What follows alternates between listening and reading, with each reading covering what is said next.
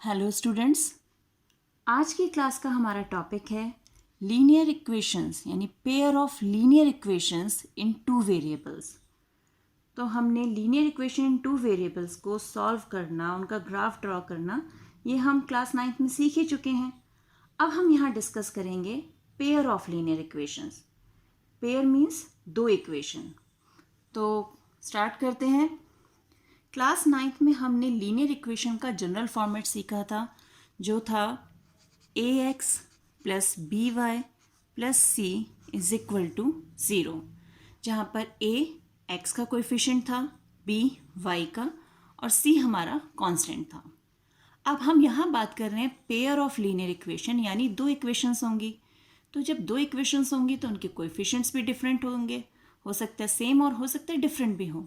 तो अब जब हम इक्वेशन 1 और इक्वेशन 2 की बात कर रहे हैं तो उन दोनों इक्वेशंस को सेपरेट शो करने के लिए हमारा फॉर्मेट क्या हो जाता है, a1x plus b1y plus c1 is equal to 0।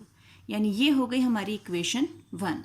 और equation 2 similarly a2x plus b2y plus c2 is equal to 0। तो ये हो गई हमारी इक्वेशन 2। अब जब हम एक लीनियर इक्वेशन के लिए ग्राफ ड्रॉ करते हैं तो हमने देखा था हमारा ग्राफ जो था वो एक स्ट्रेट लाइन आता था। सिमिलरली जब हम दो इक्वेशंस के लिए सेम प्लेन में ग्राफ ड्रॉ करेंगे तो वहाँ भी हमें दो स्ट्रेट लाइंस मिलेंगी, और जब हमें दो लाइंस मिलेंगी एक ही प्लेन में तो वहाँ हमारे पास ग्राफ के लिए तीन कंडीशन आ जाती हैं। फर्स्ट कंडीशन कि लाइंस जो हैं वो इंटरसेक्टिंग हो सकती हैं, दोनों लाइन हो सकते हैं एक दूसरे को इंटरसेक्ट करें एक पॉइंट पर। दूसरा हो सकता है कि वो पैरेलल हो, यानी कभी भी इंटरसेक्ट ना करें एक दूसरे को। और तीसरी कंडीशन हमारी हो सकती है कि वो लाइंस कोइंसिडेंट हो, यानी एक दूसरे को ओवरलैप करें। इंटरसेक्टिंग का मतलब क्या हो गया, हमारा ग्राफ कुछ इस टाइप का हो, यानी जो दो लाइंस हैं वो किसी एक पॉइंट पर, एक सिंगल पॉइंट पर एक दूसरे को इंटरसेक्ट करें। और पैरेलल में क्या हो जाएगा, पैरेलल में लाइंस एक दूसरे के बिल्कुल पैरेलल होंगी, यानी कहीं भी एक दूसरे को इंटरसेक्ट नहीं करेंगी। और कोइंसिडेंट का मतलब है ये हमारा फर्स्ट इक्वेशन का ग्राफ और सेकंड इक्वेशन के पॉइंट्स भी उसी ग्राफ पर आ रहे हैं, यानी ओवरलैप, सेम उसी लाइन पर कोइंसिडेंट।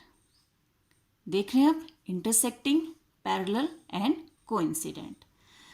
तो अब इन्हीं ग्राफ्स के बेस पर हम ये भी पता कर सकते हैं कि हमारा जो इक्वेशन का सेट है, यानी पेयर जो दिया गया है हमें, उसमें कितने सॉल्यूशन होंगे, यानी एक्स वाई की हमें वैल्यूज़ कितनी मिल सकती हैं।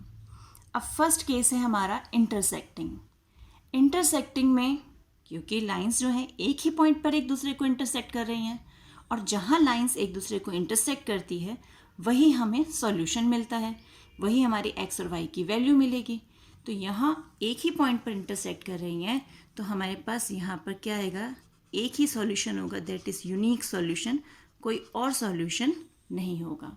तो यहाँ हमें इस केस में मिलेगा यूनिक सॉल्यूशन। दूसरा केस है पैरेलल। अब ये लाइंस जब एक दूसरे को कभी इंटरसेक्ट करेंगी ही नहीं, पैरेलल रहेंगी, एक्स वाई की तो वैल्यू ही नहीं मिलेगी। और जब एक्स और वाई दोनों की वैल्यू ही नहीं मिलेगी तो सॉल्यूशन होगा क्या, नहीं, यानी इस केस में नो सॉल्यूशन। तो जब लाइंस पैरेलल हैं तो हमें कोई सॉल्यूशन नहीं मिलेगा, this is the case of no solution. और थर्ड केस जो मैंने आपको बताया था, लाइन के ऊपर ही दूसरी लाइन आ रही है, एक ग्राफ बना उसी पे दूसरी लाइन का ग्राफ भी आ रहा है। तो क्या हो रहा है यहाँ पर, हर पॉइंट पर, जितने भी इसमें कितने पॉइंट हम ढूंढ सकते हैं, जितने सारे पॉइंट्स हैं, हर पॉइंट पर लाइंस एक दूसरे को इंटरसेक्ट कर रही हैं, टच कर रही हैं। तो यहाँ तो एक्स वाई की वैल्यूज़ इतनी सारी मिलेंगी, तो क्या होगा, यहाँ पर हमें मिलेगा इनफाइनाइट मैनी सॉल्यूशन, कि यहाँ बहुत सारे सॉल्यूशन मिलेंगे, हर पॉइंट पर एक्स और वाई की वैल्यूज़ मिलेगी। तो इस ढंग से हम ग्राफ्स की हेल्प से ये पता लगा सकते हैं कि हमारी जो इक्वेशंस हमें दी गई हैं उसमें कितने सॉल्यूशन होंगे और सॉल्यूशन क्या हो सकते हैं। अब अगर केस इस ढंग से हो जाए कि हमें ग्राफ ड्रॉ ना करना हो, बिना ग्राफ ड्रॉ किए ही हमें पता करना हो कि हमारी जो लाइंस हैं, जो हमारा पेयर ऑफ लीनियर इक्वेशंस हैं, उनका यूनिक सॉल्यूशन है, नो सॉल्यूशन है, इनफाइनाइट मैनी सॉल्यूशन है, ये हमें ग्राफ नहीं ड्रॉ करना और सीधे बताना है। तब हम कैसे उन्हें सॉल्व करेंगे, कैसे उनका सॉल्यूशन निकालेंगे, अब हम ये सीखते हैं। अब बिना ग्राफ ड्रॉ किए इक्वेशन के सॉल्यूशन का नेचर पता करने के लिए हम क्या करते हैं, हम उनके रेशोज़ जो हैं, यानी जो उनके कोएफिशिएंट्स हैं, उनके रेशोज़ को कंपेयर करते हैं। अब जैसे हमने देखा था कि हमारी फर्स्ट इक्वेशन हमने मानी थी a1x plus b1y plus c1 is equal to 0। दूसरी इक्वेशन थी a2x plus b2y plus c2 is equal to 0। अब यहाँ a1 b1 c1 वो इक्वेशन 1 के कोएफिशिएंट्स हैं, a2 b2 c2 जो हैं वो इक्वेशन 2 के कोएफिशिएंट्स हैं। तो अब हम क्या करेंगे, हम यहाँ पर इन कोएफिशिएंट्स के रेशो को कंपेयर करेंगे और उसी के बेस पर हमें पता चलेगा कि इनके सॉल्यूशन का नेचर कैसा होगा। अब फर्स्ट केस हमारा क्या आता है, फर्स्ट केस में है a1 अपॉन a2 यानी x के कोएफिशिएंट्स का जो रेशो है, if it is not equal to b1 upon b2। तो x के कोएफिशिएंट का रेशो अगर y के कोएफिशिएंट के रेशो के इक्वल नहीं है तो हमारा होता है यूनिक सॉल्यूशन। उस केस में हमें यूनिक सॉल्यूशन मिलेगा और यूनिक सॉल्यूशन होगा तो ग्राफ कैसा होगा, ग्राफ होगा इंटरसेक्टिंग लाइंस का। तो लाइंस हो गई हमारी इंटरसेक्टिंग। देख रहे हैं, अब यहाँ हम सी तक तो पहुँचे ही नहीं, पहले ही दो रेशो अगर इक्वल नहीं है तो वो यूनिक सॉल्यूशन का केस हो जाता है। अब देखते हैं हम सेकंड केस। सेकंड केस कहता है a1 upon a2 is equal to b1 upon b2 is equal to c1 upon c2। यानी सारे ही रेशोज जो हैं कोएफिशिएंट के, चाहे वो x का कोएफिशिएंट हो, चाहे y का, चाहे वो कांस्टेंट हो, सारे ही रेशोज अगर आपस में इक्वल हैं तो वो केस हो जाता है हमारा इनफाइनाइट मैनी सॉल्यूशन। यानी वहाँ हमें बहुत सारे सॉल्यूशंस मिलेंगे। और इनफाइनाइट मैनी सॉल्यूशन का ग्राफ कैसा था, अभी हमने देखा था ना, वो था हमारा कोइंसिडेंट, कि वो बिल्कुल एक के ऊपर एक ओवरलैप कर रहा था। अब लास्ट केस है हमारा थर्ड केस, जिसमें हमारे x के कोएफिशिएंट का रेशो y के कोएफिशिएंट के रेशो के इक्वल है, यानी a1 upon a2 is equal to b1 upon b2, but it is not equal to c1 upon c2। देख रहे हैं क्या डिफरेंस है यहाँ पर, ये दोनों तो इक्वल हैं लेकिन ये नेक्स्ट जो कांस्टेंट्स का रेशो है उसके इक्वल नहीं है। तो ये केस है हमारा नो सॉल्यूशन, कि यहाँ हमें x और y की कोई वैल्यू नहीं मिलेगी। तो इसका हमारा ग्राफ कैसा होगा, पैरेलल। यहाँ पे हमें पैरेलल लाइंस मिलेंगी। तो एक बार फिर से देखते हैं, a1 upon a2 is not equal to b1 upon b2, तो यूनिक सॉल्यूशन इंटरसेक्टिंग लाइंस।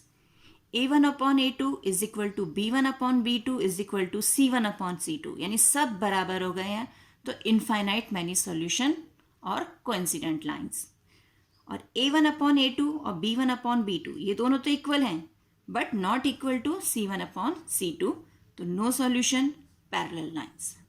तो इस तरह से हम कोएफिशिएंट के रेशोज को कंपेयर करके जो भी हमारा पेयर ऑफ इक्वेशंस है, लीनियर इक्वेशन, उनके सॉल्यूशंस का नेचर पता कर सकते हैं। अब हम कुछ एग्जांपल लेते हैं जिससे ये तीनों केस और ज़्यादा क्लियर हो जाएं। अब फर्स्ट एग्जांपल हम लेते हैं, हमें दिया गया है x minus 2y is equal to 0 and 3x plus 4y is equal to 20। अब यहाँ पर हम कोएफिशिएंट्स कंपेयर करते हैं। यहाँ पर a1 क्या है हमारा, इक्वेशन 1 का कोएफिशिएंट x का, वो है 1। b1 क्या है, दैट इज -2, क्योंकि y के आगे -2 है, और c है हमारा c1 that is 0. Similarly a2 3, b2 is 4 and c2 is equal to 20. अब हम रेशो कंपेयर करते हैं. सबसे पहले a1/a2 यानी 1/3 और b1/b2 हो जाएगा -2/4. सिंप्लीफाई किया तो ये आ गया -1/2. अब यहाँ क्लियरली हमें दिख रहा है कि 1/3 इज नॉट इक्वल टू -1/2. तो ये कौन सा केस हो गया? a1/a2 is not equal to b1/b2. यानी कैसा सॉल्यूशन होगा इसका? यूनिक सॉल्यूशन होगा. और ग्राफ कैसा होगा? इंटरसेक्टिंग लाइंस वाला हमारा ग्राफ होगा, यानी लाइंस जो होंगी वो एक दूसरे को इंटरसेक्ट करेंगी. अब दूसरा केस देखते हैं. हम इक्वेशन लेते हैं 2x + 3y is equal to 9, 4x + 6y is equal to 18. अब यहाँ देखें a1 2, b1 3 and c1 is equal to 9. a2 4, b2 6 और c2 कितना है हमारा? That is 18. अब यहाँ रेशो देखते हैं. a1/a2 is 2/4. सिंप्लीफाई किया 1/2. b1/b2 3/6. सिंप्लीफाई किया 1/2. फिर c1/c2 9/18. सिंप्लीफाई किया 1/2. तो अब यहाँ क्या हो रहा है? हमारे पास तीनों ही रेशोज जो हैं वो इक्वल आए हैं. तो केस क्या हो गया? a1/a2 is equal to b1/b2 is equal to c1/c2, क्योंकि तीनों ही कोएफिशिएंट्स के रेशो इक्वल आए हैं. अब जब तीनों रेशोज इक्वल हैं तो क्या होगा यहाँ पर? इनफाइनाइट मैनी सॉल्यूशन, कि हमारे पास बहुत सारे सॉल्यूशंस आएंगे, एक्स वाई की बहुत सारी वैल्यू होगी. तो ये हो गया इनफाइनाइट मैनी सॉल्यूशन. और ग्राफ होंगे कोइंसिडेंट. ग्राफ कैसा होगा? कोइंसिडेंट लाइंस का. क्लियर? अब एक और एग्जाम्पल देखते हैं. अब हमारे पास इक्वेशन है x + 2y -4 is equal to 0 और 2x + 4y -12 is equal to 0. अब यहाँ क्या है? यहाँ a1 है 1, a2 है 2, सॉरी b1 है 2 और c1 है -4. देख रहे हैं? a1 1, b1 2 और c1 है -4. अब a2 2, b2 4 और c2 है -12. ये हमारे पास है. अब यहाँ रेशो देखें. a1/a2 1/2. a1/a2 हमारा क्या है? 1/2. और b1/b2 2/4. सॉल्व किया, ये भी 1/2. और c1/c2 -4/-12. माइनस कैंसिल हुआ, यहाँ आया 1/3. तो अब यहाँ a1/a2 और b1/b2 तो 1/2 हैं, दोनों इक्वल हैं, लेकिन c1/c2 is not equal to them. यानी केस हो गया a1/a2 is equal to b1/b2 but not equal to c1/c2. तो ये कौन सा केस है हमारा? नो सॉल्यूशन, कि यहाँ हमें कोई सॉल्यूशन नहीं मिलेगा. और लाइंस कैसी होंगी? लाइंस होंगी पैरेलल. कैसी लाइंस होंगी हमारी? पैरेलल लाइंस होंगी. क्लियर? हमने तीनों केस में, अपने केस 1 में, 2 में और 3 में, तीनों केस में हमने उनके कोएफिशिएंट्स को कंपेयर किया है. अब कोएफिशिएंट्स क्या क्या है हमारे यहाँ पर? a1 b1 c1 a2 b2 c2. Ratios देखें. इस केस में a1/a2 is not equal to b1/b2, तो यूनिक सॉल्यूशन. यहाँ सारे ही रेशो इक्वल हैं, तो इनफाइनाइट मैनी सॉल्यूशन. और इस केस में पहले दो रेशो तो इक्वल हैं, लेकिन कांस्टेंट वाला रेशो जो है वो उसके इक्वल नहीं है, therefore no solution. And line कैसी हो गई हमारी? Parallel lines. तो इस वीडियो में इतना ही. मिलते हैं एक और वीडियो में. तब तक keep practising and enjoy learning maths.